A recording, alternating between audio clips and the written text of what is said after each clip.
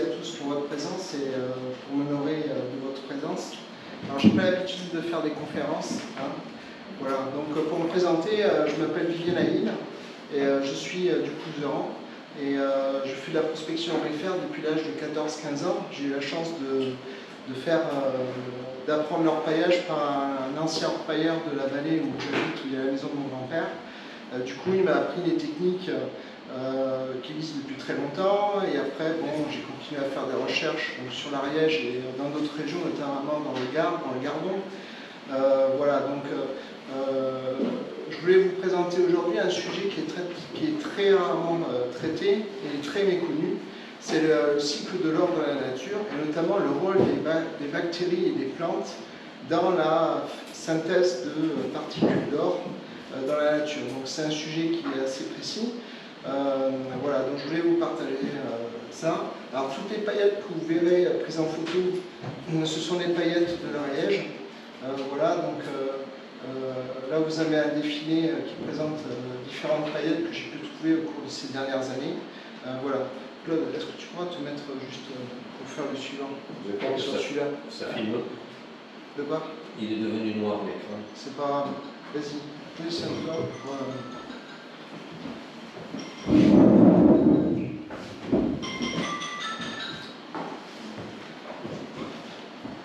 Oui, donc bon, alors tu peux passer à la suivante. Voilà. D'où provient l'or dans la nature? Alors il faut que vous sachiez qu'on est tous faits de poussière d'étoiles. Tous les éléments que vous voyez, les roches, les arbres, toute la matière que vous voyez autour de vous provient de poussière d'étoiles qui ont jadis existé et qui ont vécu et qui sont mortes et qui ont explosé et qui ont disséminé en fait tous leurs matériaux dans les confins de l'espace, dans tout l'espace intersidéral.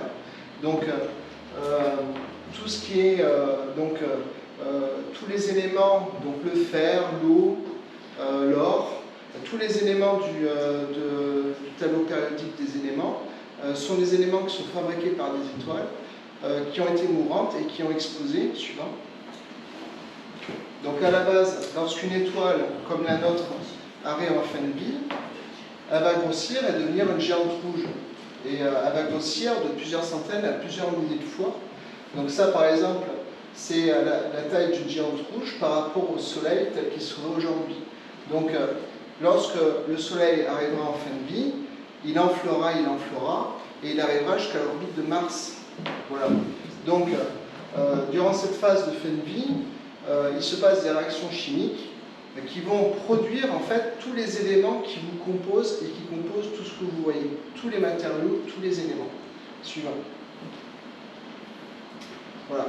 Donc, lorsque une étoile comme le Soleil arrive en fin de vie, donc là on est à ce stade à peu près, à 4,5 milliards d'années, dans 5 milliards d'années, elle se transformera en géante rouge et ensuite il y aura une explosion cataclysmique qu'on appelle une supernova qui va entraîner la dissémination de tous les éléments, y compris l'or, dans l'espace.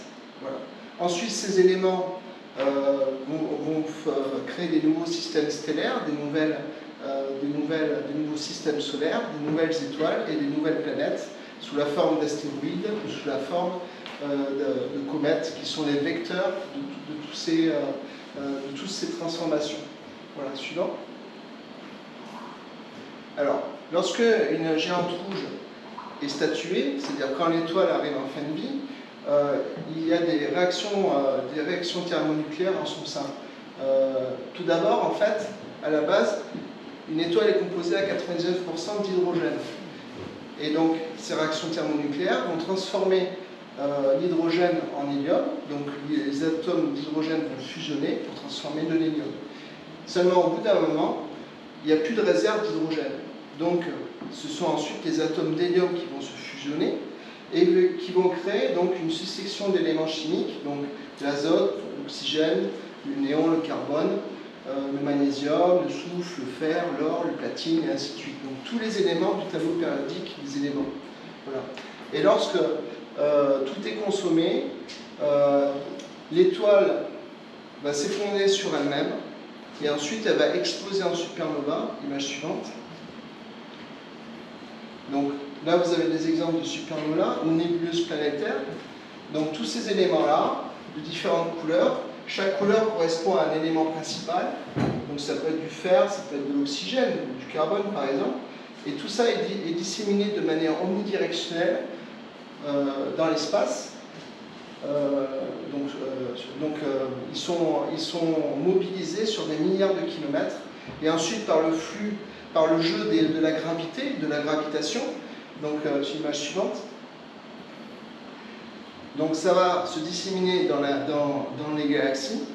Et ensuite ces galaxies parfois vont fusionner. Et donc ça va entraîner un brassage de tous ces éléments et la formation de nouveaux systèmes solaires, de nouvelles planètes, de nouvelles étoiles. Voilà. Donc il faut considérer cette dimension universelle, il faut reconsidérer notre place par rapport à ça. C'est très important et ça se joue sur des échelles de l'ordre de plusieurs centaines de millions d'années ou de milliards d'années depuis le début de la création de l'univers il y a 15 milliards d'années. Voilà. Donc par exemple, la galaxie d'Andromède, qui se situe à 2,5 millions d'années-lumière, est en train de se rapprocher de la nôtre, et donc à 400 000 km/h à peu près. Et un jour, donc dans quelques milliards d'années, notre galaxie et les galaxies d'Andromède vont rentrer en collision, fusionner, et ça va créer des nouvelles planètes. Donc ça fait tout un brassage. Voilà, suivant. Donc, lorsque ces éléments par gravité se réassemblent, donc il y a un phénomène d'accrétion. Donc la Terre, il y a 4,5 milliards d'années, se présentait sous cette forme avec la Lune. Les météorites, les comètes, tous ces éléments-là rentraient en collision avec la Terre primitive. Et donc on était dans un océan de magma. Et ça a permis, comme la surface et l'intérieur étaient très liquides, ça a permis de faire un classement par densité, c'est-à-dire que tous les éléments les plus lourds ont migré vers le noyau terrestre, vers le centre de la Terre, et ensuite les éléments légers de la croûte terrestre, eux, étaient plus légers. En résumé, tous les composants, les éléments chimiques légers sont restés à la surface, tous les éléments lourds, donc l'or, le platine, le fer, le nickel, le plomb, se sont retrouvés au centre de la Terre. Voilà. Donc, on appelle ça l'épisode du grand bombardement météoritique qui a duré plusieurs milliards d'années. Voilà. Donc, tous les éléments qui nous composent proviennent des météorites qui se sont écrasés à cette époque. Hein. Et donc, la Lune elle-même est rentrée en collision avec la Terre qu'on appelait Theia à l'époque. Les scientifiques l'appellent Theia. Donc une planète est rentrée en collision avec notre planète Terre primitive et ça a entraîné petit à petit la formation de la Lune, comme vous voyez là. Donc on est le fruit de grands cataclysmes et de grandes explosions. Voilà, suivant. Donc la structure interne de la Terre s'organise de cette manière-là. Donc on a la croûte terrestre, le manteau, et ensuite le noyau supérieur et le noyau interne. Et donc, il y a une différence de température entre la surface et la profondeur. Donc, il y a quand même presque 3000 à 3500 degrés de différence entre les deux. Et donc, ça va créer des mouvements de convection qui vont faire transiter des particules chaudes des profondeurs qui vont remonter à la surface et inversement, des particules de la croûte ou en dessous de la croûte vont migrer vers le bas. Donc ça va créer le phénomène de mouvement. Comme vous voyez quand vous faites bouillir de l'eau, c'est exactement la même chose, c'est exactement le même principe, on voit les mouvements comme ça. Et du coup, ça va entraîner le déplacement de la croûte terrestre. Et image suivante. Et donc ce qu'on appelle la dérive des continents, la tectonique des plaques. Donc c'est le moteur qui permet aux substances lourdes qu'il y a au fond de la Terre, vers le noyau, de remonter à la surface, donc par le volcanisme par exemple, ou par l'hydrothermalisme, donc tous ces phénomènes. Donc en permanence, perpétuellement, on a des matériaux qui viennent des profondeurs, qui remontent à la surface, et qui fait qu'on arrive à y accéder, nous, en tant qu'être humain. Image suivante. Voilà. Donc en Ariège, on trouve des gisements primaires, c'est-à-dire des gisements dans lequel l'or est disséminé de quelques grammes, donc de 0,5 g, mettons, à 15 grammes au mètre cube. Hein.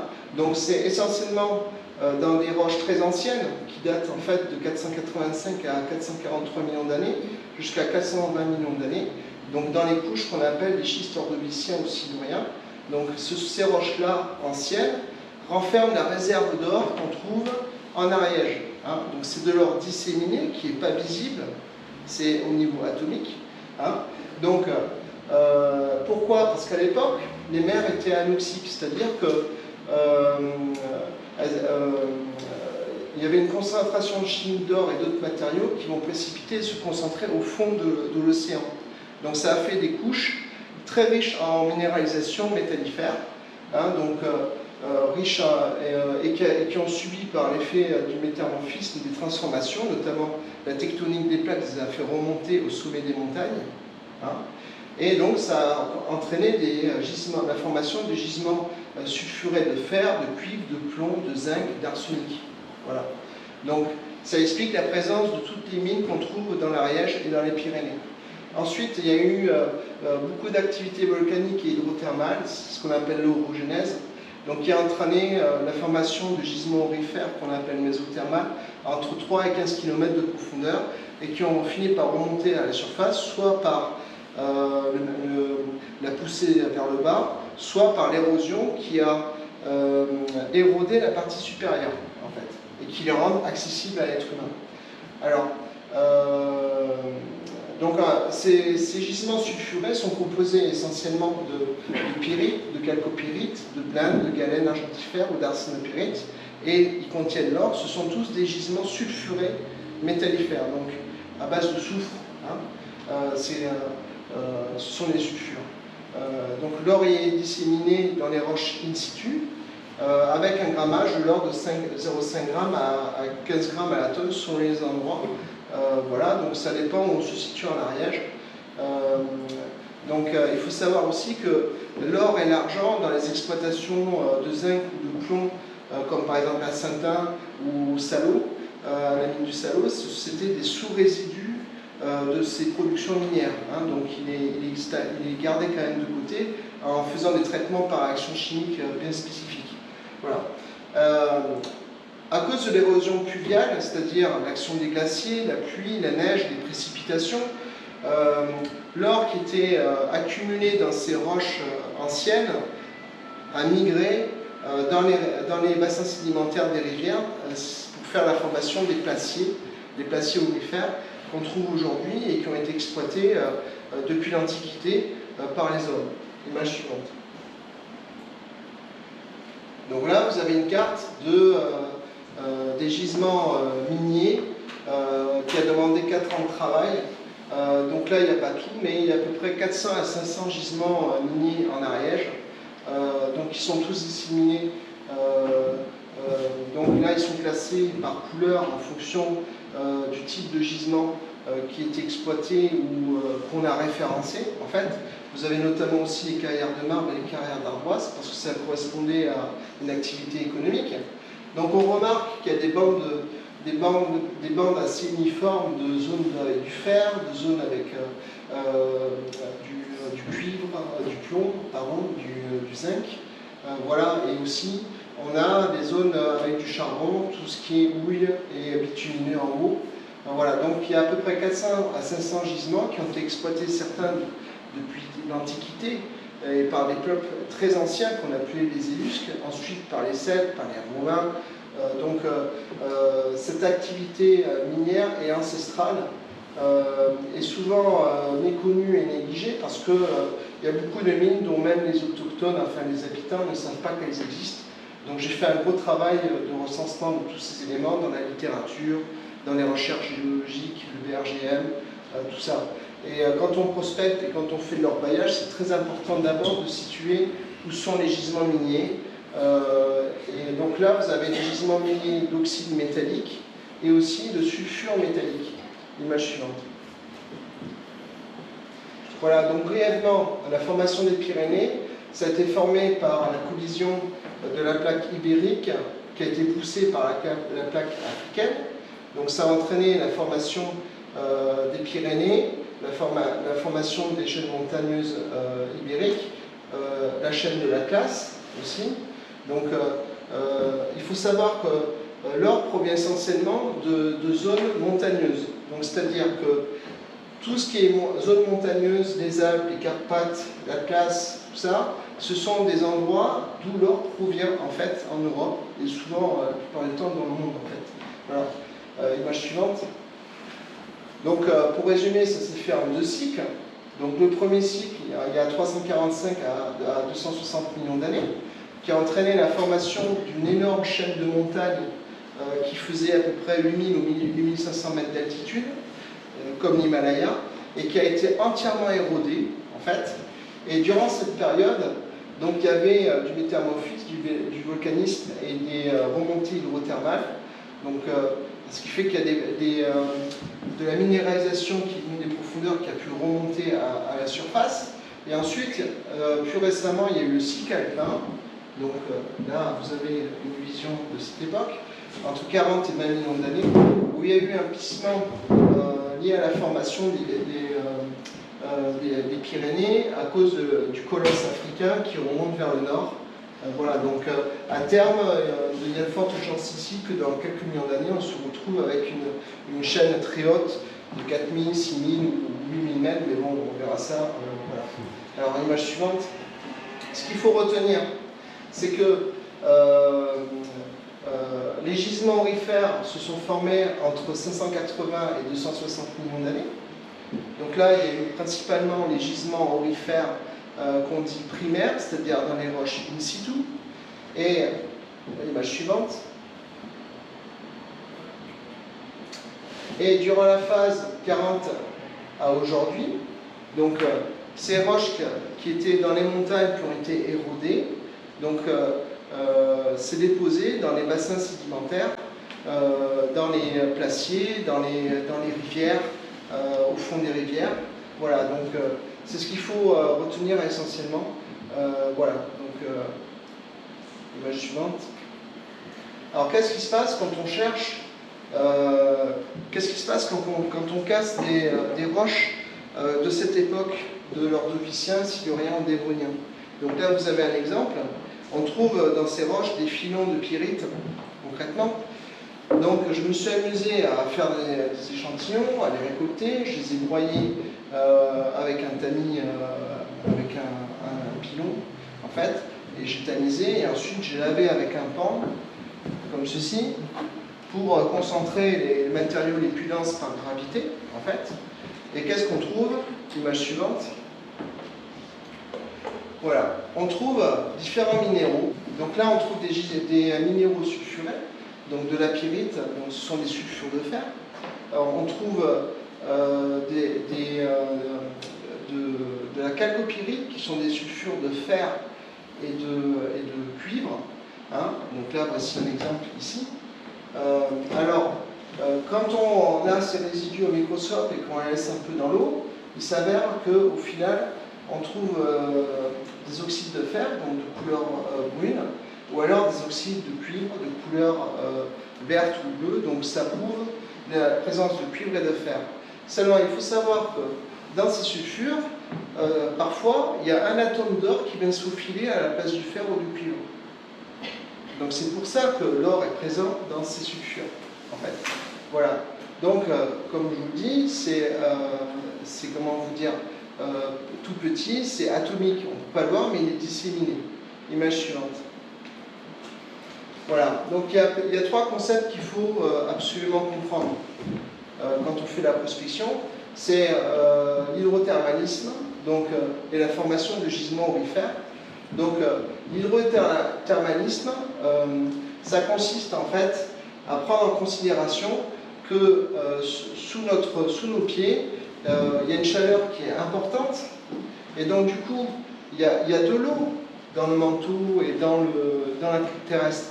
Cette eau est chauffée et aura tendance à remonter, chargée de minéraux et d'éléments ferreux ou aurifères. Par les failles, ça va remonter à la surface, donc à cause ça monte vers le haut en fait sous forme de vapeur ou sous forme liquide mais très chaud, donc ça explique la présence d'eau sulfurée dans les Pyrénées par exemple, hein, notamment à Luchon par exemple, ça vient, voilà. Et inversement, on a aussi des précipitations et de la pluie ou de la neige, donc l'eau va arriver par l'atmosphère, s'infiltrer dans les failles, et ensuite se réchauffer et se charger d'éléments métalliques, remonter à la surface. Et à cause de la différence de température, au bout d'un moment à la surface, ça va avoir tendance à se cristalliser, à se minéraliser. Ce principe est très important. Au final, l'or qui a dissous dans les solutions d'eau qui proviennent des profondeurs, l'or va pouvoir se déplacer, parfois sur des grandes distances, et remonter à la surface pour précipiter à la surface parce que la température, le pH ou l'électroconductivité changent, donc on a des conditions aptes à sa précipitation. Voilà, donc ça va former des petites particules, des nanoparticules ou des cristaux d'or, en fait, au final. Voilà. Donc, image suivante. Alors, il y a un autre concept qu'il faut comprendre aussi, c'est le concept d'or primaire, donc les dépôts aurifères primaires et les dépôts aurifères secondaires. Donc, pour résumer, les dépôts aurifères primaires, ce sont des roches dans lesquelles il y a de l'or in situ. Donc, par exemple, des roches, des minerais, par exemple, sulfurés, comme je l'ai expliqué tout à l'heure, ou alors dans des filons de quartz, hein, parce que les filons de quartz se sont formés par la remontée de matériaux des profondeurs, en fait. L'or est présent, donc, soit visible, soit invisible. Et ensuite, l'érosion va faire que ça va former des dépôts aurifères secondaires. Donc, c'est-à-dire que ce sont des endroits dans les rivières qui sont aptes à la concentration et à l'accumulation de particules d'or. Hein. Donc, ça pourrait être par exemple certaines plages, certains glaciers ou certaines marmites, certaines failles dans le bedrock. Donc, cet or-là, en général, on le qualifie d'or secondaire. Voilà.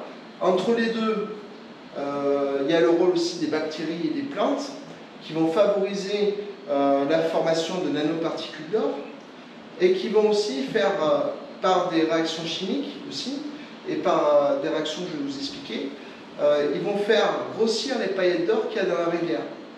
Donc il y a certaines rivières qui sont des pouponnières à bébé or en fait, et cet or va grossir au fil du temps à cause de certaines réactions chimiques. Voilà. Donc, là vous avez par exemple un exemple de gisement primaire. Et ensuite, l'érosion va attaquer. Donc, on a les glaciers éluviaux. Donc, éluviaux, c'est tout ce qui ruisselle par les eaux de pluie sur le flanc d'une pente, du flanc d'une montagne. Et ensuite, on a, donc ça, c'est un dépôt secondaire. Et on a un autre type de dépôt secondaire, c'est dans les rivières, sur les glaciers, comme je vous l'ai expliqué, qui ont été exploités depuis l'Antiquité et qui sont les endroits les plus faciles à exploiter pour l'homme, en fait. On trouve plus facilement de l'or et on peut traiter plus facilement les sables de nos rivières que travailler les roches de placiers aurifères primaires qui demandent beaucoup de traitements chimiques, beaucoup de broyage, beaucoup de mécanique. Voilà. Donc l'or, lui, l'homme préfère exploiter les placiers éluvionnaires ou les placiers en rivière qui sont en général des placiers secondaires, enfin des zones aurifères secondaires. Voilà, suivant. Alors, le weathering, c'est un terme anglais, donc c'est lié aux conditions météo, à l'atmosphère, donc c'est au temps. Donc c'est un cycle, le weathering, c'est quelque chose qui est immuable, permanent et intemporel, qui existe depuis la nuit des temps. Donc le principe c'est simple, c'est tout ce qui permet, ce sont tous les mécanismes qui vont désagréger les roches pour les réduire en sable et les réduire au final en argile en fait, en fin de compte. Voilà, donc le weathering, donc il y a des processus physico-chimiques naturels qui vont dégrader la roche et libérer, mobiliser l'or, parfois sur des longues distances. c'est un ensemble de processus mécaniques ou chimiques qui vont altérer les roches contenant de l'or. Donc ça va les oxyder, ça va éroder pour les réduire en sable ou en limon. Et ensuite, le weathering, c'est aussi des phénomènes physiques. Hein. Donc c'est par exemple la gravité, la pluie, le vent, le gel, et ensuite les éléments exogènes biologiques, donc c'est-à-dire les plantes, les champignons, les lichens, les bactéries. Voilà, donc toute cette famille-là, on appelle ça des agents exogènes. Donc ça peut entraîner des glissements de terrain, par exemple. Donc ces glissements de terrain, c'est uniquement par gravité, par exemple, et ça va libérer tout ce qu'il y a à l'intérieur des roches. Donc s'il y a des dépôts aurifères primaires dans ces affleurements de roches, ça va être libéré par gravité dans la nature, et ensuite l'eau va emporter tout ça petit à petit. Donc bien sûr, ça prend des milliers d'années, hein, des millions d'années, mais c'est le principe de base. Image suivante. Donc là, vous avez des exemples. Donc là, par exemple, un éboulement. Donc, s'il y a des gisements dans l'affleurement là, ça va se retrouver là-dedans et ça va libérer les particules d'or. Ensuite, on a tout ce qui est mousse, lichen et plantes. Donc, les racines, tout ça, ça attaque les affleurements et ça va libérer avec le temps l'or contenu dans ces roches. Hein, voilà. Donc ensuite, vous avez l'eau. Donc tout ce qui est écoulement d'eau de pluie, les précipitations, les rivières. Et vous avez aussi donc la différence thermique entre le chaud et le froid, entre la nuit et la journée, qui peuvent parfois entraîner des grandes différences de température. Et donc ça peut briser les roches, même parfois de très grandes dimensions. Là vous avez un bel exemple ici. Voilà, donc tous les éléments notables, donc l'or qui serait contenu dans cette roche, sera petit à petit libéré dans la nature, et cette roche va se désagréger petit à petit, progressivement. Voilà. Donc c'est en permanence. Image suivante. Alors, les couleurs de l'or. Donc l'or dans la nature, il peut avoir différentes couleurs. Alors pourquoi il a différentes couleurs? Parce que naturellement, il y a des alliages différents qui se forment. C'est-à-dire qu'il y a des éléments chimiques, des éléments métalliques qui ont une certaine affinité avec l'or. Par exemple, le cuivre, l'argent, ils sont très copains avec l'or. Le fer aussi est très copain avec l'or. Donc on va avoir un or qui est de couleur jaune ou orangé, donc ça veut dire qu'il a un titre élevé en pourcentage d'or, hein. Donc ça veut dire qu'il a plutôt tendance à être très pur. S'il est blanc ou verdâtre, on sera sur une partie où il y aura plus d'argent métallique, en fait, dans l'alliage. Hein. Et si on est dans du rose ou du rouge, ça veut dire qu'il y a plus de cuivre. Donc ça, c'est important lorsqu'on trouve des paillettes, de regarder la couleur de ces paillettes, parce que ça permet d'en déduire leur composition en cuivre, en argent ou en or, leur pureté, déjà, un qu'à l'œil. Et ça permet aussi d'avoir plus d'informations sur son histoire et son origine, en fait. Image suivante. Exemple, l'électrum. Donc là, vous avez des paillettes d'or d'électrum, qui sont un alliage naturel d'or et d'argent. Donc, qu'est-ce que ça me donne comme information?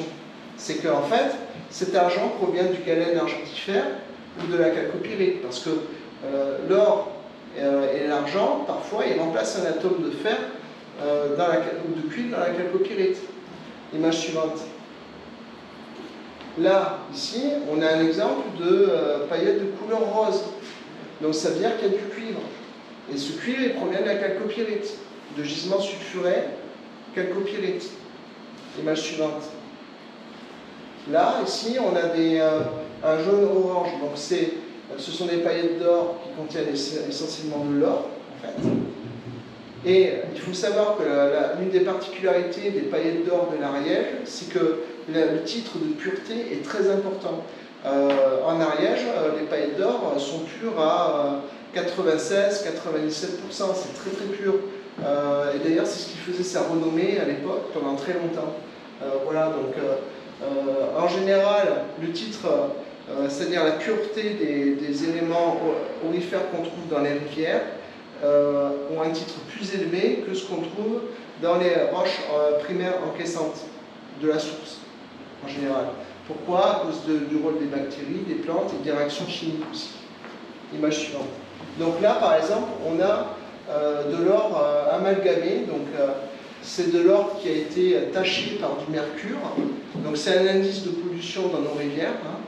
Donc il faut savoir que dans les années 70, les agriculteurs utilisaient des graines qui étaient enrobées de substances antifongiques à base de mercure. Hein. Et aussi, il y a aussi certaines lampes qui contiennent du mercure, les lampes HDMI, donc les lampes HMI par exemple.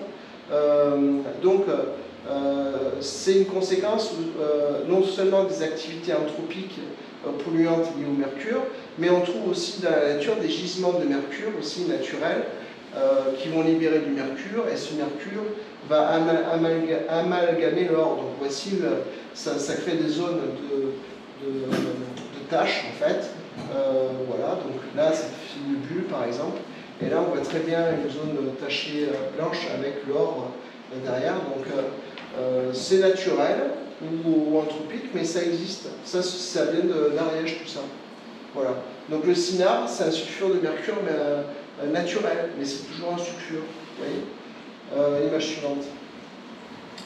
Alors, il y a aussi des paillettes d'or qui vont avoir une couche d'oxyde de fer ou d'oxyde de manganèse, parce que le fer et le manganèse ont une bonne affinité avec l'or. Donc là, par exemple, on voit ici une couche d'oxyde de fer. Là, on voit un or qui est avec une platine d'oxyde de fer. Hein. Et là, ce qui est intéressant sur ce spécimen, c'est qu'on voit un nucléus ici qui a servi de base, et on voit les strates qui s'accumulent au fil du temps, exactement comme on pourrait voir avec un arbre, avec les cercles qu'on voit dans un arbre coupé. Voilà, donc très souvent, la pureté de l'or varie entre le centre, le nucléus qui a servi de base, et l'extérieur. Voilà, donc ce spécimen est d'autant plus intéressant qu'il a aussi de l'argent. Donc il a de l'argent, du fer et de l'or en fait. Les parties jaunes c'est de l'or, les parties plus claires, il y a un alliage d'argent plus prononcé, et ensuite on voit de l'oxyde de fer. Voilà, image suivante. Un autre exemple que j'ai trouvé récemment, donc là on voit un beau grain d'or ici, où la partie, à peu près la moitié, est composée d'une platine d'oxyde de fer. Hein. Donc c'est quelque chose qui est assez courant, en fin de compte. Et si on pousse ça à l'extrême, l'image suivante, on a ce qu'on appelle de l'or inamalgame. Donc ce type d'or, on le trouve plutôt au Québec, au Canada, aux États-Unis. Donc c'est le grain ou la pépite ou la paillette est tellement recouvert d'oxyde métallique que on l'appelle inamalgame parce que les gars dans les exploitations, ils ne pouvaient pas l'attaquer avec le mercure. Donc c'est un or qui était difficile à traiter. Là, on a même de l'or noir. Hein. Vous voyez, ça pourrait ressembler à du platine, mais en fait, c'est ce qu'on appelle de l'or inamalgame, ou de l'or noir, en fait, concrètement. Voilà. Donc toutes ces couleurs nous permettent d'avoir des indices sur la provenance, la source et l'histoire des grains d'or et des paillettes d'or qu'on va observer, donc soit à l'œil nu, soit au microscope. Hein. Image suivante. Voilà. Alors, le cycle biogénique de l'or dans la nature. Donc ça, c'est une partie qui est très importante. Alors, ce qu'il faut comprendre, c'est que s'il n'y avait pas la nature, s'il n'y avait pas les lichens, la mousse, les plantes, les arbres, les végétaux, les bactéries, eh bien, en fait, on trouverait moins d'or, concrètement. Pourquoi? Parce qu'il participe à la formation de particules d'or de manière naturelle. L'or a une interaction que peu de gens savent avec le monde du vivant, avec le monde biologique. Voilà, donc je vais essayer de vous expliquer en quoi ça consiste. Alors là, je vous recommande Roberto Matteo, c'est un auteur qui a fait des grandes études, c'est un auteur italien qui est spécialiste dans cette partie-là. Donc je vous recommande tous ses livres pour ceux qui ça intéresse. Il a écrit des très bons bouquins sur la prospection et sur les gisements aurifères dans le monde. C'est un grand spécialiste. Alors, là on a un exemple avec un arbre, et puis le sol, et puis ici le bedrock, en fait, la roche-mère. Donc on a différents horizons. On a d'abord l'horizon O, l'horizon A, ensuite l'horizon B, et l'horizon C, et l'horizon R. Donc, pour vous expliquer, là, ici, on a l'arbre, là. Dans l'horizon O, c'est une zone qui est riche en matière organique, donc en décomposition, c'est ce qu'on appelle l'humus, en fait. Hein. Donc, il y a beaucoup d'activités bactériennes et beaucoup de complexes organiques, de complexes chimiques organiques, en fait.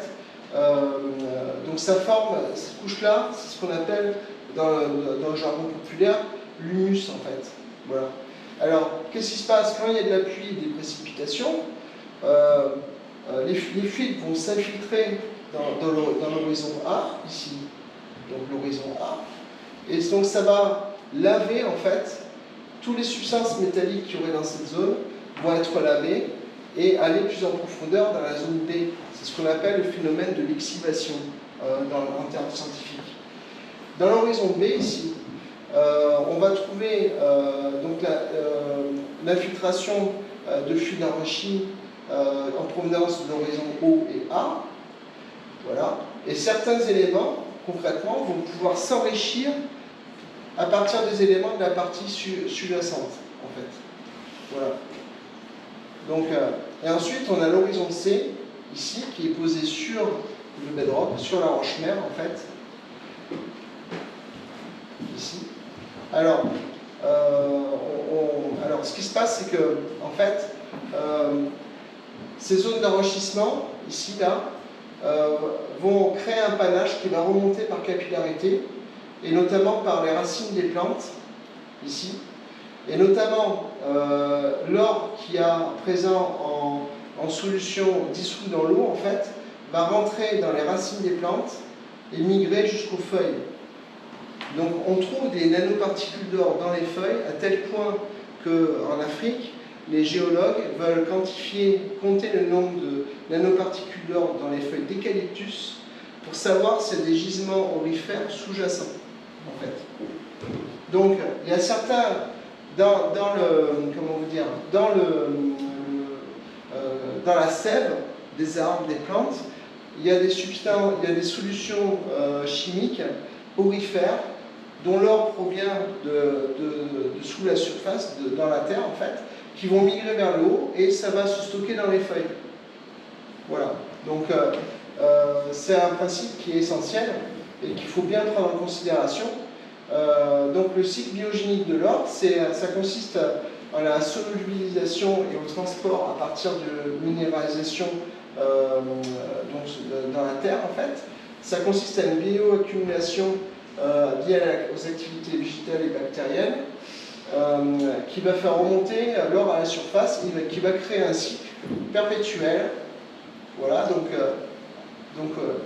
les parties qui sont ici vont enrichir par le panache la partie du dessus, ensuite ça la redescend et ainsi de suite. Image suivante.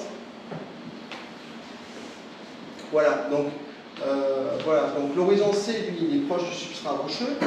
Et voilà, et si dans le substrat il y a de l'or, donc ça va faire remonter aussi par capillarité dans les végétaux, dans les plantes. Voilà, donc, et ça va aussi désagréger petit à petit l'horizon R, c'est-à-dire la roche-mère qui va se désagréger au fil du temps. Voilà, donc dans cette partie-là, on va trouver de l'or à la fois visible sous forme de nanoparticules ou de particules de paillettes d'or ou de grains, mais on peut trouver aussi des pépites qui vont se former et qui vont grossir in situ dans le sol, à cause des bactéries qu'il y a dans les racines des plantes. C'est pour ça que des fois, dans certains endroits, on trouve des pépites qui sont parfois de grande dimension et qui sont présentes de manière spontanée, comme ça, et on trouve rien autour. Donc ça explique tout ça, en fait. Voilà. L'image suivante. Voilà, donc là, vous avez une paillette ou un grain d'or. Donc, qu'est-ce qui se passe?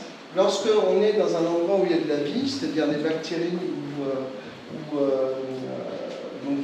souvent des bactéries, en fait.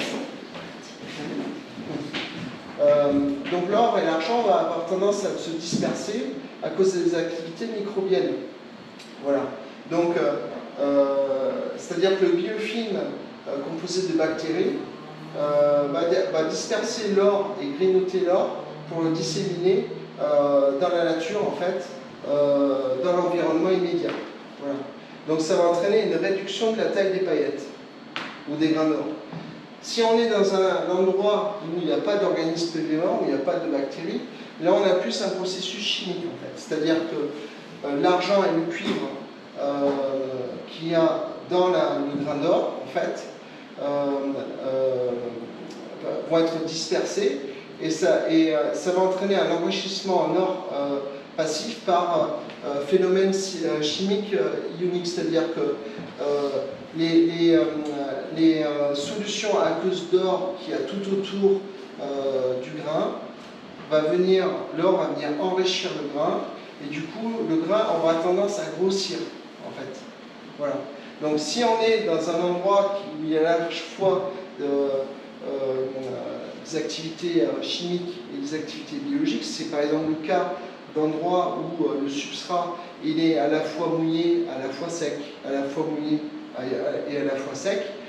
Donc là on retrouve le phénomène de dispersion d'argent et du cuivre et ça va entraîner par l'action des bactéries la formation de nanoparticules d'or donc qui vont venir s'accumuler sur le grain d'or, sur la paillette d'or.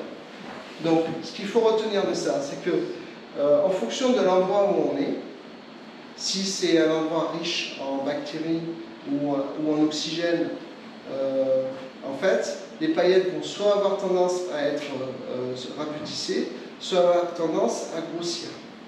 Et ça dépend donc de l'environnement et surtout de la biologie de cet environnement, concrètement. Voilà. Donc il y a un cycle perpétuel qui se crée, qui fait qu'on a des grains d'or qui vont grossir et d'autres qui vont rapetisser. Voilà.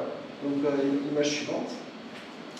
Donc là, on a par exemple un exemple de différentes bactéries, parce que les bactéries, il faut bien comprendre que ça représente 99% des organismes vivants sur la planète. Et on trouve des bactéries, même à plusieurs centaines, on trouve même des bactéries à plusieurs kilomètres à l'intérieur de la croûte terrestre.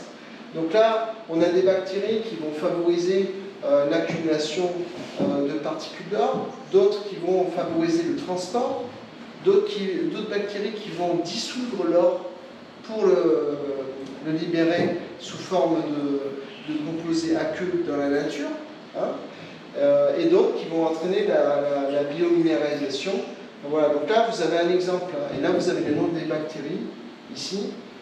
Voilà, donc ça a été étudié récemment, parce qu'on s'est rendu compte de manière assez récente que du rôle des bactéries par rapport aux formations des grains ou des paillettes d'or, à tel point qu'il y a certaines industries dans le monde minier spécialisé dans l'or qui voudraient mettre à profit certaines caractéristiques de certaines bactéries pour traiter du minerai et pour récolter des particules d'or en fait, en complément des processus chimiques traditionnels. Voilà. Et ce serait d'ailleurs beaucoup plus économique en fait pour... Alors, image suivante. Alors, ce qu'il faut retenir des activités bactériennes. Alors, le biofilm bactérien, c'est par exemple, vous êtes à la douche, et vous voyez, ou alors dans votre lavabo, et vous voyez une sorte de gelée au fond du lavabo, qui est souvent malodorant. Ben, ça, c'est ce qu'on appelle le biofilm. Donc le biofilm, ce sont des colonies bactériennes qui prolifèrent et qui forment ce biofilm. Voilà. Seulement, ce biofilm, il est présent aussi sur les particules d'or, sur les grains d'or, sur les paillettes d'or. Donc, ils sont capables de faire précipiter et d'accumuler l'or dans la nature. Pourquoi? Parce qu'en fait, soit la bactérie utilise l'or pour son métabolisme, pour produire de l'énergie, en fait, soit il va il a une propriété de détoxifier l'environnement, donc il va ingérer l'or de son environnement, l'accumuler et le ressortir sous forme de déchets, sous forme de nanoparticules d'or qui vont ensuite grossir. Voilà. Donc, Et les bactéries vont aussi permettre de travailler sur les sulfures de type pyrite et chalcopyrite. Ils vont entraîner notamment la libération de l'or de ces composés sulfurés. Donc au-delà de l'oxydation, les bactéries vont aider à libérer l'or qui est contenu dans les sulfures métalliques du type pyrite et chalcopyrite. Voilà. Et donc dans certains endroits, ces biofilms vont avoir tendance à accumuler de l'or et formant des grains d'or qui sont de forme très particulière, donc de forme boursouflée, comment on dit, donc très granuleux, boursouflé. Donc ça, c'est souvent en jargon de prospecteur, on dit que c'est de l'or bactérien, en fait. Voilà. Donc les bactéries peuvent former la création de gisements et la formation de pépites d'or, donc il ne faut pas le négliger. Alors,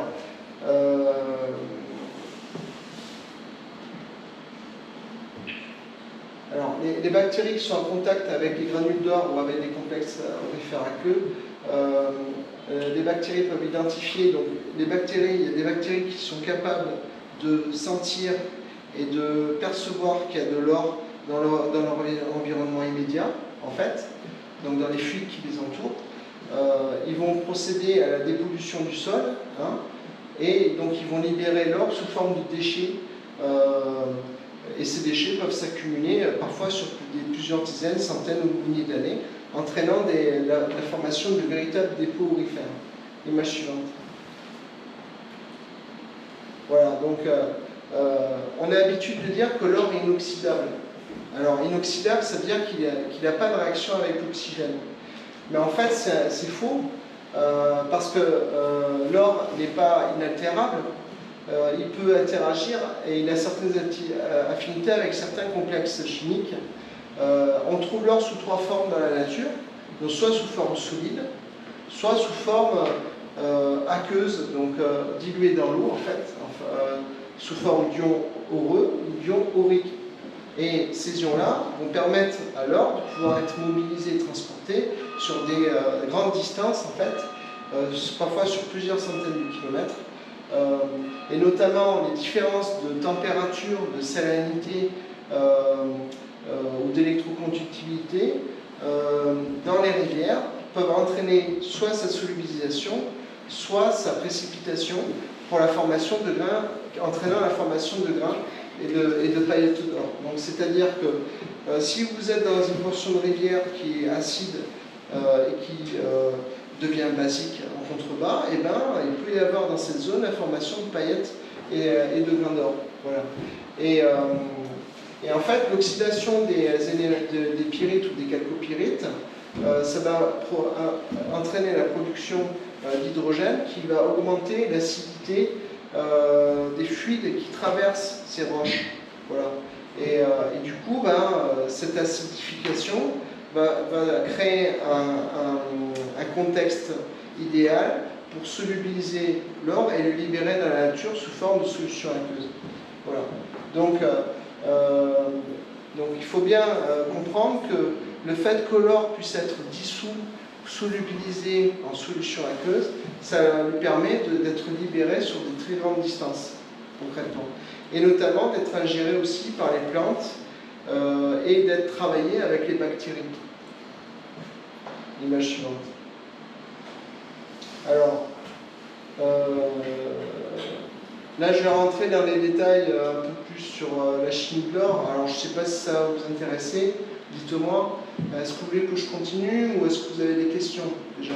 Ou est-ce que vous voulez que je poursuive? Dites-moi. Est-ce que vous avez des questions à ce stade? Les poissons, ils ingèrent de l'or, quelque part. Oui, tout à fait. Oui, exactement. Exactement. Donc pour reconsidérer un peu tout ça, l'or qui est présent dans les roches qu'il y a en altitude va être libéré par l'action du temps et la mécanique de l'érosion, hein, l'eau, la pluie, tout ça. Donc ça va libérer l'or soit sous forme de particules très petites, soit en solution aqueuse.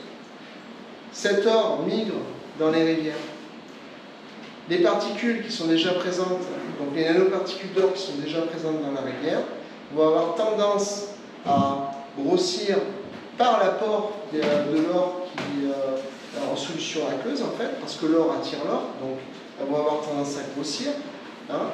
Mais il y a aussi le phénomène des plantes, l'interaction du monde végétal, qui va faire que ces solutions aqueuses qui viennent des gisements primaires vont être ingérées par les plantes, par les lichens, par les mousses, et ils vont rejeter ça sous forme de nanoparticules.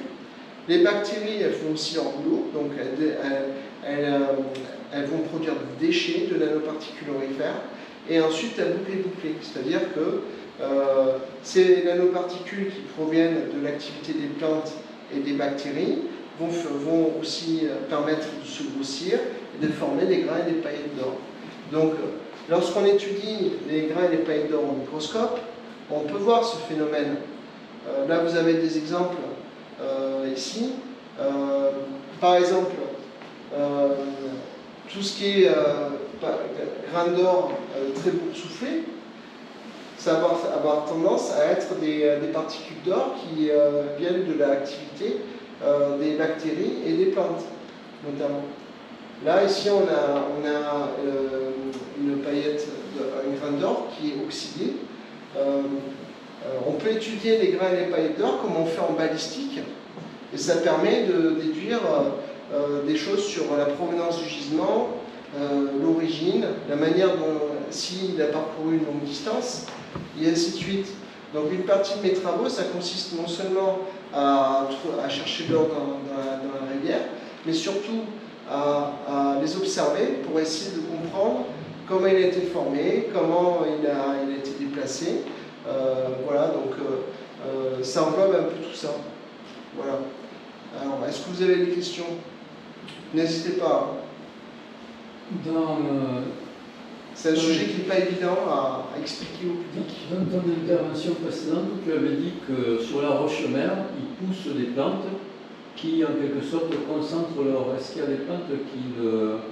Il y a des plantes métallophytes, tout à fait, d'ailleurs je fais un article là-dessus. Il y a des plantes qui aiment les métaux, on appelle ça des plantes métallophytes.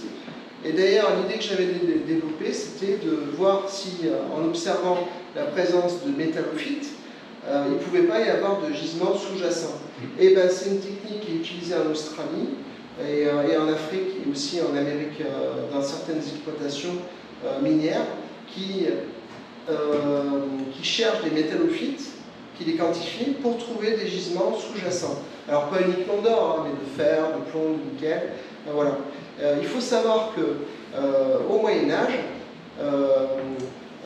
les anciens, lorsque la forêt repartait, en fait, durant le printemps, il y avait les anciens qui savaient repérer les gisements sous-jacents en observant certaines couleurs de feuilles au sommet de certains arbres.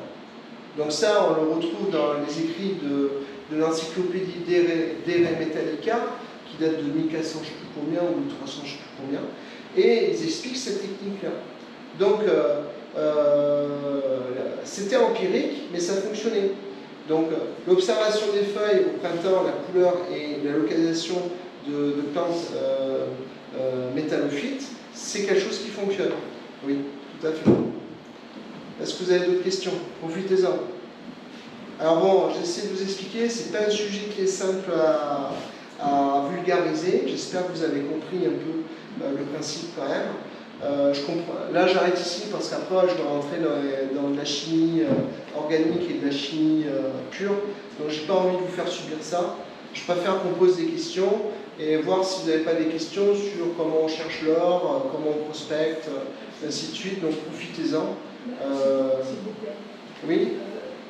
Vous avez fait des études particulières Non, je suis entièrement autodidacte. Je suis entièrement passionné. Et donc moi, j'ai appris l'orpaillage quand j'avais 14-15 ans, avec un orpailleur qui faisait tout à l'ancienne. Et j'avais fait un stage avec lui, il m'avait tout appris, et puis après, de fil en aiguille, j'ai continué. Tout ce qui est chimie Ça, c'est venu après, parce que j'ai voulu chercher à comprendre le pourquoi du comment du pourquoi. Et du coup, quand je me suis rendu compte de l'importance du du rôle de la nature, des plantes et de la biologie dans la formation des grains et des paillettes d'or. J'ai trouvé ça passionnant. Et du coup, j'ai voulu essayer de vulgariser, de le présenter au public. Bon, c'est pas un sujet facile à appréhender, mais voilà. Vous êtes nombreux en France, par exemple? Alors,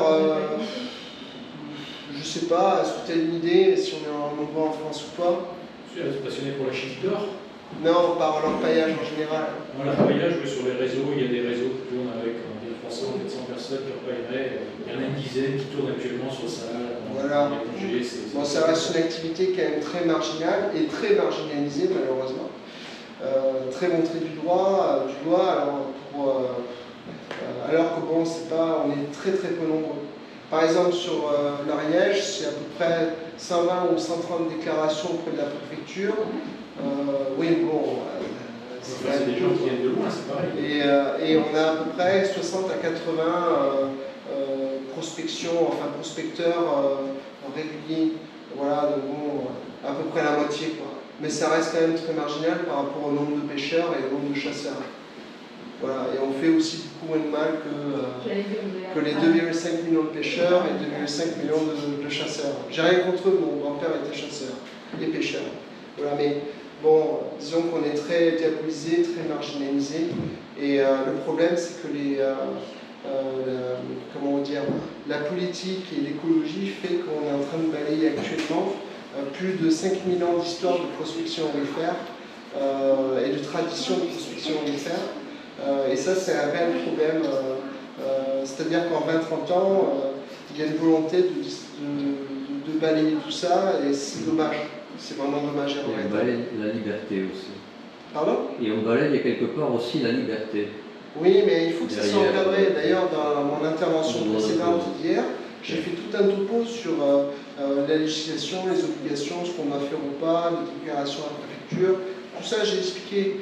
Voilà, mais bon, même si on le pratique, même si on le fait, il y a beaucoup de choses qui sont un peu exagérées. Et moi, ce qui me dérange le plus, c'est qu'on est en train de perdre 5000 ans de patrimoine.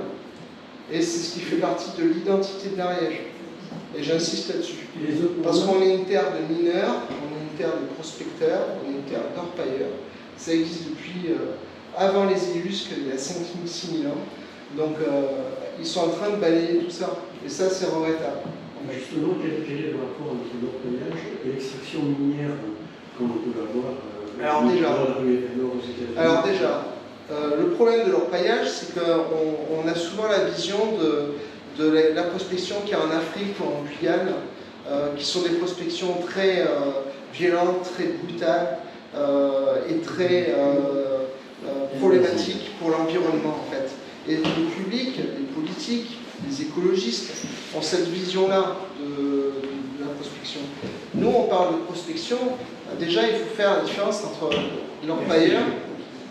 Merci Denis. Il faut faire la différence déjà entre l'orpailleur, le prospecteur.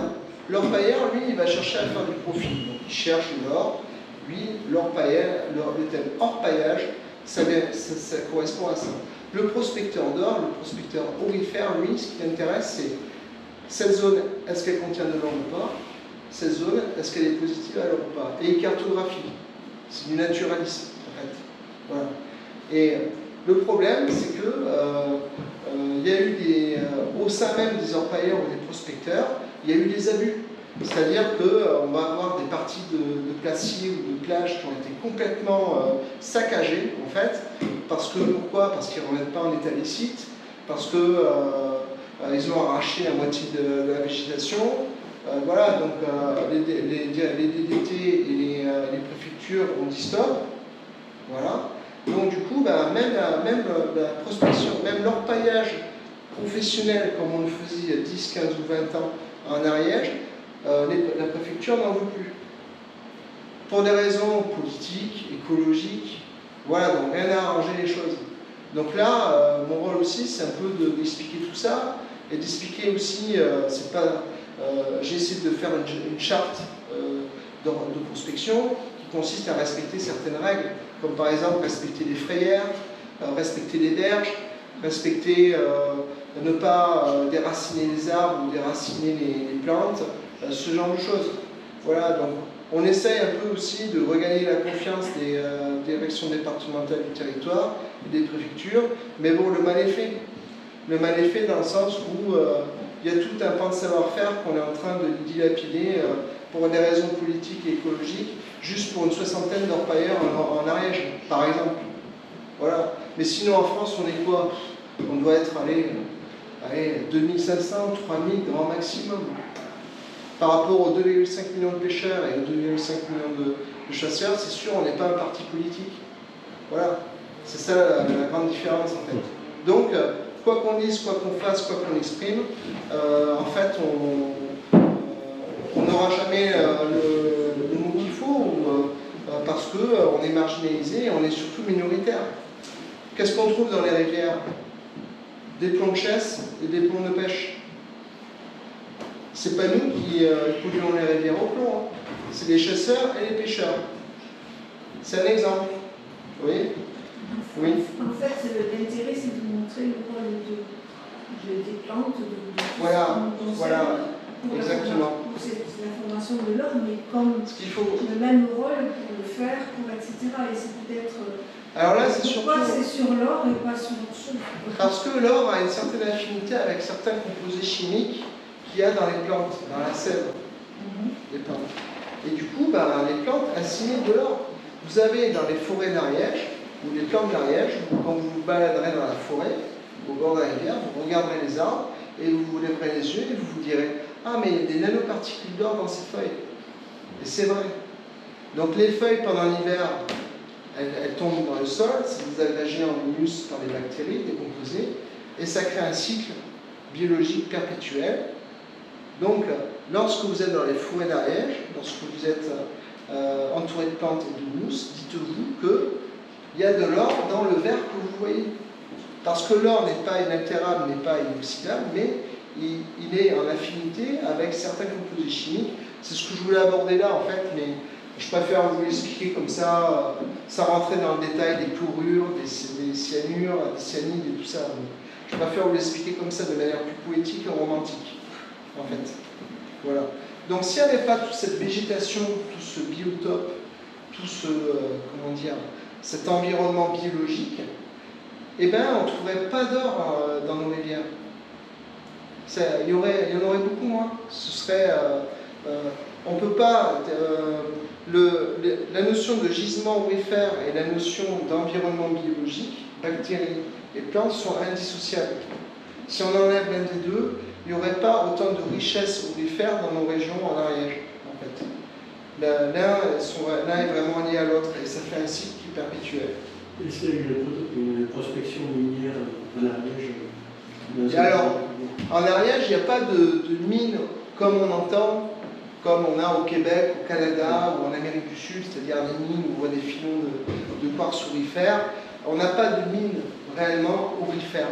Ce qu'on appelle mine en Ariège, ça va être les placiers, qu'on trouve dans les rivières. Dans le jargon des prospecteurs, on appelle ça une mine. Mais, mis à part des mines de fer, de cuivre, de plomb, de gisements sulfurés, comme je vous expliquais, on n'a pas de mine d'or fondamentalement parlant. En Ariège, ça n'existe pas. On va dire plutôt, oui, c'est une mine de cuivre aurifère, comme par exemple la mine d'Irasin. On va parler de gisements sulfurés aurifères. C'est le cas, par exemple, du gisement qu'il y a au Moussaou, à 100 ou 300 mètres du sommet du Moussaou, dans la forêt. On va plutôt parler de ce concept comme ça. On va plutôt dire, oui, c'est une mine de cuivre romaine, où ils exploitaient du cuivre et un peu d'or. On va plutôt parler avec ces termes-là. Mais il n'y a pas de gisement d'or comme on trouve dans d'autres parties du monde. Pourquoi? Parce que c'est un or qui est disséminé, dilué dans la roche, en fait. Voilà. Est-ce qu'il y a d'autres questions? Non, moi je remets en cause un petit peu, pas mes techniques de recherche, mais on a souvent coutume de dire que c'est l'or qui est décroché de quelque part, qui descend par le courant et puis qui... Alors, c'est en solution aqueuse, il est libéré dans la nature. Hein? Mais ça veut dire que ça s'accumule aussi à certains endroits. Oui, exactement. Exactement. Alors là, ce que je vous ai présenté, ce sont les dernières recherches qu'on a faites depuis... Alors bon, moi, j'ai rien inventé. Là, j'essaie de vous vulgariser les choses. Donc, Concrètement, ça a été étudié par certains scientifiques spécialistes du sujet, notamment Roberto Matteo, l'italien, je te donnerai le lien. Il a écrit des très bons bouquins et qui s'est spécialisé sur ce sujet-là, en fait. Voilà. Donc oui, après ça s'accumule, mais souvent les orpailleurs ou les prospecteurs, ils s'en tiennent uniquement à chercher de l'or dans la rivière, c'est-à-dire à trouver les endroits où il y en a. Mais moi, ce qui m'intéresse, c'est pourquoi il y en a ici. C'est la grande différence, en fait. Voilà. Et en essayant de trouver réponse à tout ça, en faisant de l'expérimentation, j'ai voulu comprendre d'où venait l'or qu'il y a dans nos rivières en Ariège. Et du coup, en me documentant, en cherchant, en expérimentant, je vous ai fait cette présentation. Voilà. Bien sûr, suivant l'endroit dans le globe dans lequel tu te situes, il existe une quinzaine de modèles de gisements aurifères dans le monde, ou de types de gisements aurifères dans le monde différents. Carlin, il y en a une quinzaine, 15 ou 16. Voilà, ça correspond à des modèles qui sont bien définis. Nous, en Ariège, c'est un modèle qu'on appelle l'or mésothermal ou l'or hydrothermal. Donc, en fait, c'est des problèmes de gisements sulfurés qu'il y a dans les montagnes. Tu irais en Afrique ou en Afrique, tu aurais un gisement de type paléoplacier, par exemple, ou Tyrannostralis, ce serait un autre type en Amérique du Sud, ce serait du Carlin, par exemple. Voilà, donc là, en Ariège, c'est très spécifique et très propre à l'Ariège. C'est pour ça qu'on ne trouve pas de mines exploitables comme on en trouve dans d'autres pays. Mais la nature, en fait, fait que la nature produit elle-même les gisements d'or, qui sont exploités depuis l'Antiquité. Mais il faut savoir qu'à l'époque, il y avait qu'à se baisser pour en ramasser. Seulement, ça a tellement été exploité que les sources se sont taries. On a trouvé des endroits où il y aurait eu des anciennes traces d'occupation humaine, d'anciens villages, où on trouve du gisement aurifère très positif, intéressant. Donc ça correspond à une réelle ressource économique en Ariège. Et ça, c'est grâce aux activités de tout ce qui est biologique, donc les bactéries, les plantes, les lichens, les mousses. Voilà. On a même trouvé des lichens métallophytes aussi. Il y en a 2 qui ont été identifiés, en fait. Voilà. Donc, qui est prospecteur dans la salle? Juste toi? Plus ou moins. Je te remercie. Plus orpailleur que prospecteur. Oui, mais je te remercie de venir. Après, j'ai vu sur ta page que tu avais pas mal d'expérience et que tu cherchais pas mal. Ouais, voilà. Alors, j'ai un parcours un peu particulier, c'est que je me suis toujours intéressé aux minéraux et j'ai vécu pendant 10 ans à côté d'une mine d'or sans m'y intéresser. Parce que j'ai vécu à Saint-Florent-le-Vieil, donc à Saint-Pierre-Pont-Mal. D'accord. Et je suis retourné prospecter là-bas. Qu'est-ce que c'est pauvre? Ah bah oui. On ne voit rien. Par contre, on trouve des orlières, c'est-à-dire des traces d'or ancien, enfin d'exploitation ancienne. Mais là, tu dois trouver des particules dans les C'est poussières. très fin par rapport à ce qu'il y a ici, par rapport à ce qu'il y a en Bourgogne, c'est très fin. Et puis Mais c'est du genre or en farine? Oui. Ben nous, ici, tu as beaucoup d'or en farine. Donc c'est beaucoup ça, et puis je me suis intéressé à ça il y a une quinzaine d'années maintenant, avec des passages en Dordogne. Comme j'ai toujours été intéressé un peu par la géochimie, pour la chimie ça m'ennuie un peu, pourtant j'en ai besoin. Mais c'est pour ça que j'ai arrêté là, parce que il y a des gens que ça passe. j'ai pas voulu. Je préfère qu'on ait des échanges comme ça et qu'on discute, plutôt que vous faire subir ça et que vous gardiez un mauvais souvenir. Donc pour moi, c'est plus intéressant. Voilà. Mais tu prospectes depuis combien de temps maintenant? Une dizaine d'années, et surtout pas des relations plus avec la chimie, mais plus avec l'histoire des régions, parce que aussi c'est très lié. Tout à fait, oui. On voit l'histoire des régions d'une autre façon. Par Oui. contre, le souci, c'est quand on en discute avec des gens, on a très vite l'impression, tu disais tout à l'heure, avec un petit peu particulier, avec un dîner de con. C'est-à-dire qu'on explique des choses, les gens nous écoutent, puis ils disent, c'est quand même très particulier, ce truc-là. On ferait bien venir un repas pour faire rire les autres. J'espère que ça n'a pas été trop rébarbatif. J'ai voulu vous mettre un peu de romantisme et de poésie dans mes explications. Donc je pense que vous pourrez voir la nature et les plantes d'une autre manière. Et mesdames, les bijoux que vous avez en or, sachez qu'une bonne partie ont été conçus, fabriqués, réalisés par le rôle des bactéries et des plantes. Voilà, donc je pense que vous verrez ça d'une autre manière, en tout cas. Voilà. Et tu prospectes dans quel endroit? Au niveau national ou... Ah, partout? Je fais quelques déplacements professionnels, donc un petit peu en Bretagne. Alors, le droit de la Bretagne, c'est interdit d'orpaillage. Ah, bah oui. Oui. Mais bon, t'as des combines quand même. T'as des combines. Quand j'y vais, après le boulot, je mets une 2 battées dans l'eau, et puis comme ça, je suis tranquille. Donc la Bretagne, un petit peu de Maine-et-Loire. T'as cherché un peu sur les plages en Bretagne? Non, par contre, je me suis fait ramener du sable noir de la plage de Vénétin. Un seau de sable, et j'ai trouvé deux particules. Et puis pendant le confinement, parce que j'étais vraiment en manque de détection, enfin de prospection, j'ai récupéré une remorque de gravier pour recoupler mes trous. Et bleu, comme on appelle. J'ai tamisé le bleu et j'ai trouvé 3. Parlons-en de ça aussi. Vous qui faites des chantiers de rénovation de vos maisons, du bâtiment, vous avez du sable pour faire le ciment, le fameux ciment. Sachez que ce sable, il provient des rivières. Si vous saviez la quantité de particules et de paillettes d'or ou de grains d'or qu'on trouve dans ces sables, qui vous servent à faire le chantier, J'ai fait plusieurs fois les tests. Il y avait le maçon qui venait, il dépose son tas de sable de chantier. J'ai lavé le sable, donc au pan, dans la bassine et tout, et je lui ai montré. Il ne me croyait pas. Mais en fait, c'était du sable qui venait du Salat, parce qu'il y a beaucoup de sablières tout le long, là, jusqu'à Toulouse.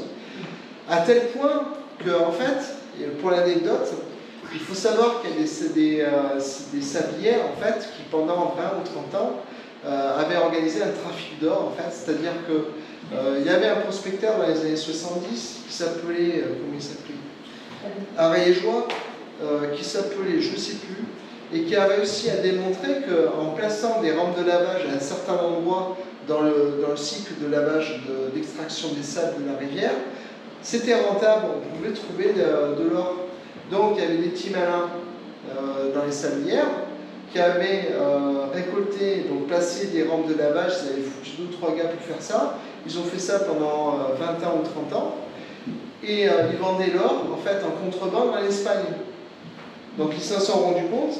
Mais au final, il y a eu je ne sais pas combien de kilos d'or qui ont été vendus comme ça en contrebande. Ils se sont fait choper il n'y a pas longtemps. Et ça a été un grand tollé dans le milieu des prospecteurs parce qu'ils se sont rendus compte que la plupart des sablières procédaient au lavage préliminaire avant le classement. Donc avant la répartition en fonction des tailles des granulats, en fait. Donc il y en a qui sont enrichis comme ça. Et oui, donc dans le sable des chantiers, on trouve des grains et des paillettes d'or. Et des fois, on a des très bonnes teneurs. Tous les sables de chantier que j'ai testés, j'ai trouvé des grains et des paillettes d'or. Donc oui, dans vos maisons, il y a des millions de paillettes d'or dans votre ciment. Ouais. Ça a été prouvé maintes fois, y compris aux États-Unis. Donc du coup, quand tu étais en confinement, tu t'es rabattu sur le sable de chantier. Je me suis tamisé 250 kg de bleu. Je me suis fait mal au dos comme quand je retravaille le ciment. Ouais, donc ça t'a calmé. Ça t'a calmé. Non, ça m'a fait du bien. Chercher, c'est toujours la même chose, c'est chercher pour trouver. Quoi. Et t'as trouvé des beaux grains? Non, j'avais 3 ou 4 grains de farine. Moi, ça m'est arrivé de trouver des beaux grains, du genre 2-3 mm. Ah oui, non, là, c'est Et parce que ça venait du fin fond de. Ils extraient parfois profond dans la rivière jusqu'au bedrock avec les machines. Donc il faut remonter tout ça. Et parfois on trouve des belles concentrations d'or dans les sables de chantier. Mais les maçons ne le savent pas, personne ne le sait. Il n'y a que nous qui le savons en fait. Les chutes, il ne faut rien dire, surtout. Donc, on sait tout les disques que ça, on les voit comment? Alors, soit on les voit visuellement parce qu'ils font un demi-millimètre, 2 mm, 3 mm. Le maximum que j'ai trouvé, c'est de 4 mm. Bon, 4 mm, t'es déjà content. Donc, soit tu vois certaines photos, tu vois qu'il est visible, mais parfois on tombe sur de l'or colloïdal. Donc, c'est très très petit, ça fait un point, on le voit qu'au microscope. Et parfois, c'est des grains de l'or en farine, il en parlait tout à l'heure. Donc, c'est un or qui est difficile à isoler. Moi, je le fais au microscope pour être sûr de pouvoir. Donc, j'ai mon microscope chez moi, où j'ai mon petit pan, où en fait, oui, pour avoir ce niveau de finesse, de qualité de photo et tout, c'est tout au microscope. Et j'isole en fait. Pourquoi? Parce que moi, regarde, je les classe même au four par taille. Donc je suis psychopathe. Tu vois? Regarde. Donc voilà, on peut trouver de l'or comme ça, directement visible. L'or, ici en Ariège, ça varie, et dans le Salat jusqu'en Toulouse, ça varie entre nanoparticules, presque invisibles, l'or en farine, en paillettes et grains d'or, et ensuite